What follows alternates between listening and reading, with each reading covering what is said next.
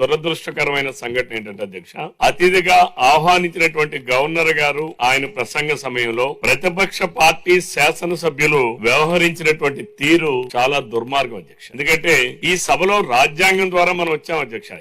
ఎవరంతటి వాళ్ళుగా ఈ సభకు రాలేదు అధ్యక్ష. మన రాజ్యాంగంలో ఈ సభకు రావాలన్నా, పార్లమెంట్ కి వెళ్లాలన్నా, లేదా ఒక కౌన్సిల్ కి వెళ్లాలన్నా, లేదా ఒక రాజ్యసభకు వెళ్లాలన్నా, ఎగువ సభకు వెళ్లాలన్నా దానికి ఒక ప్రొసీజర్ ఉంది అధ్యక్ష. ఎన్నికల ప్రక్రియ ద్వారానే ఈ సభలోకి వస్తాం అధ్యక్ష. ప్రజలు ఇచ్చినటువంటి మ్యాండేట్ ఏదైతే ఉంటుందో ఆ మ్యాండేట్ ఎవరు అధికార పక్షంలో ఉండాలి, ఎవరు ప్రతిపక్షంలో ఉండాలి అనేది ప్రజలు ఇచ్చేటటువంటి మ్యాండేట్ అధ్యక్ష. ఈ రోజు మీరు ఇక్కడ స్పీకర్ గా ఈ రోజు మీరు ఉన్నారనంటే ఈ సభలో ఉన్నటువంటి శాసనసభ్యులందరూ కూడా ఎన్నిక ద్వారా మీరు ఈరోజు స్పీకర్ గా ఉన్నారు అధ్యక్ష. ఈ సభలో ముఖ్యమంత్రి గారు ప్రజలు ఇచ్చిన మ్యాండేట్ ద్వారా ఈ రోజు ముఖ్యమంత్రి గారు స్థానంలో ఉన్నారు అధ్యక్ష. ప్రజలు జగన్మోహన్ రెడ్డి గారికి ప్రతిపక్ష స్థానంలో కూడా ఉండడానికి అర్హత లేనటువంటి వ్యక్తిగా ప్రజలు భావించి ప్రజలు మ్యాండేట్ ఇవ్వకపోతే, ప్రజలు ప్రతిపక్ష పార్టీగా గుర్తించండి అని ప్రజలే గుర్తించకపోతే వారు ఇచ్చినటువంటి తీర్పులో ఈ రోజు అసెంబ్లీ లోపలికి వచ్చి ప్లే కార్డులు ప్రదర్శించి మమ్మల్ని ప్రతిపక్ష పార్టీగా గుర్తించండి, నన్ను ప్రతిపక్ష నాయకుడిగా గుర్తించండి అని మాట్లాడడం, గగ్గోలు పెట్టడం ఇది చాలా దుర్మార్గం అధ్యక్ష. అంటే రాజ్యాంగాన్ని అపహాస్యం చేయడం అధ్యక్ష. ఇది అంటే ప్రజలు ఇచ్చినటువంటి మ్యాండేట్ ని కూడా అపహాస్యం చేయడం అధ్యక్ష. ఇది అందరూ కూడా 5 సంవత్సరాలకు ఒకసారి ఎన్నికలకు వెళ్తాం అధ్యక్ష, ప్రజల తీర్పు కోసం వెళ్తాం అధ్యక్ష. ప్రజలు ఇచ్చినటువంటి తీర్పును శిరసావహించడం అంటే ప్రజలు ఇచ్చినటువంటి స్థానాల్ని గౌరవించి సభలో ప్రవర్తించడం అధ్యక్ష. మరి నిన్న గవర్నర్ గారి ప్రసంగంలో వాళ్ళు వ్యవహరించినటువంటి తీరైతే నేను చాలా దుర్మార్గం అధ్యక్ష.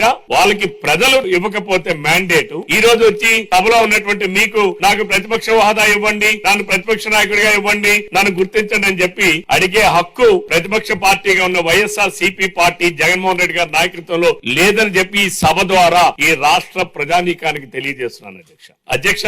ప్రజా సమస్యలను ప్రస్తావించాలనే ఆలోచన ఉంటే మనం చాలా గతంలో అనేక సందర్భాల్లో ప్రతిపక్ష హోదా లేదధ్యక్ష. ఆనాడు 1983లో ఆ రోజుల్లో మేము 10వ తరగతి చదువుతున్నటువంటి వయసులో ఉన్నటువంటి వాళ్ళ అధ్యక్ష.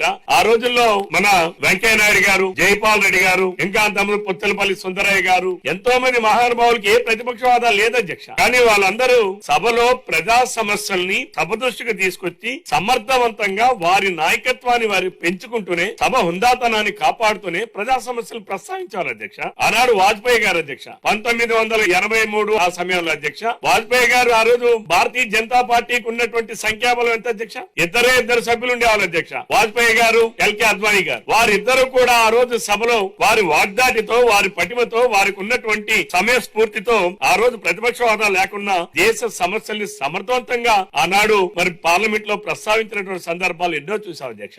2004 లోక్సభ ఎన్నికల అధ్యక్ష కాంగ్రెస్ పార్టీకి 44 మంది పార్లమెంట్ సభ్యులు ఎన్నికయ్యారు అధ్యక్ష. 55 మంది పార్లమెంట్ సభ్యులు ఎన్నికైతేనే ప్రతిపక్ష హోదా ఇస్తారు అధ్యక్ష. కాంగ్రెస్ పార్టీ లేకపోయినా రాహుల్ గాంధీ గారు సభకు హాజరు కాలేదా? ప్రజా సమస్యలను ప్రస్తావించలేదా? అంటే ప్రజల సమస్యల పైన ఉన్న చట్ట నిబంధనల పైన గౌరవం లేకుండా జగన్ అసెంబ్లీకి వచ్చి జగన్మోహన్ రెడ్డి గారు మరి వారి ఇష్టాని రీతిలో ప్లే కార్డులు ప్రదర్శించడం, వారి సభ్యులందరినీ గవర్నర్ గారు దీనికి అడ్డంగా నిలబడండి అని చెప్పి ఆయనే సైకిల్ చేసి పంపించడం, నేను ముఖ్యమంత్రిగా పనిచేశాను, నాకు మీరేమో సెక్యూరిటీ ఇవ్వండి, నాకు Z+ కేటగిరీ ఇవ్వండి అని చెప్పి మాట్లాడినటువంటి జగన్మోహన్ రెడ్డి గారికి ఈ సభలో గవర్నర్ గారు ప్రసంగం చేసేటప్పుడు, గవర్నర్ గారు మాట్లాడేటప్పుడు ఏ రకంగా వ్యవహరించాలో తెలియకుండా మరి ఉన్నారనంటే ఇది చాలా దౌర్భాగ్యం, ఈ రాష్ట్రానికి పట్టినటువంటి దురదృష్టం అధ్యక్ష. ఈ రోజు కేవలం జగన్మోహన్ రెడ్డి గారు ప్రజలు ఇచ్చిన మ్యాండేట్ ను కూడా తిరస్కరిస్తున్నారనంటే రేపు 11 సీట్లు కూడా అనరుడు అధ్యక్ష. కేవలం నిన్న ఏదో తన సభ్యత్వం పోతుందేమో, 60 రోజులు మించిపోతే పోతుందేమో దాన్ని రెన్యూవల్ చేసుకోవడానికి వచ్చారు తప్ప